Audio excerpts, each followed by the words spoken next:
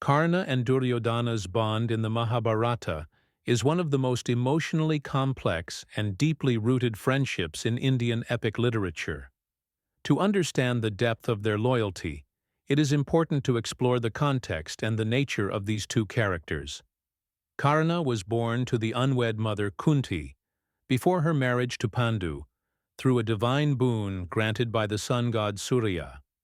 Though born a kshatriya by blood, he was abandoned at birth and raised by a charioteer and his wife. As a result, society regarded him as a lowborn, which would haunt him throughout his life. He was brave, skilled, and possessed an unwavering sense of generosity and honor, but he was also driven by a desire to prove his worth and gain respect in a world that constantly reminded him of his supposed inferiority. Duryodhana, the eldest Kaurava prince, was the main antagonist to the Pandavas. Unlike them, he was driven by ambition, pride, and a deep sense of rivalry, especially with Bhima. Despite his flaws, Duryodhana had the rare quality of recognizing greatness, even if it resided in a social outcast. When Karna appeared at the archery tournament and challenged Arjuna, the established warrior of the Pandavas, he was mocked and denied the chance to compete because of his low birth.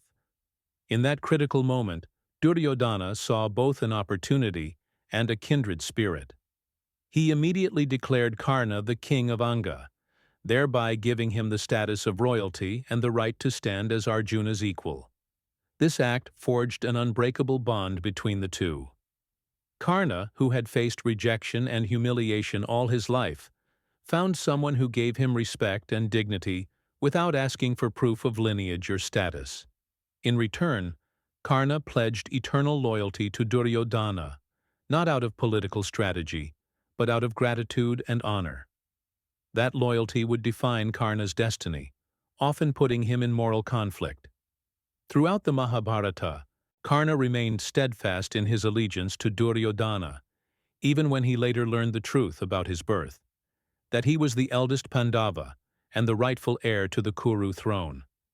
Kunti, his birth mother, appealed to his sense of duty and tried to persuade him to join his brothers, but Karna refused.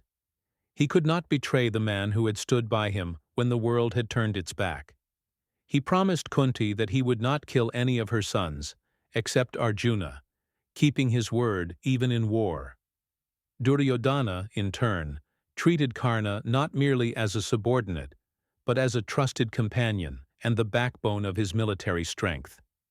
Even when his own brothers doubted Karna's worth, Duryodhana defended him. Their bond was based not on political convenience, but on a mutual understanding, one rooted in personal wounds, shared ambitions, and fierce loyalty. In the end, Karna died on the battlefield, still loyal to Duryodhana, still fighting against his own brothers, and still upholding the honor he believed in. Duryodhana mourned his death bitterly, knowing he had lost not just his greatest warrior, but his truest friend. Their relationship is a powerful reflection on friendship, loyalty, and the complexities of Dharma. It raises questions about what it means to be noble, what one owes to those who show kindness in dark times, and how loyalty can be both a virtue and a tragic flaw. If you enjoyed this story, don't forget to like, share, and subscribe to Mythology Medley. Click the bell icon for more such amazing mythological content.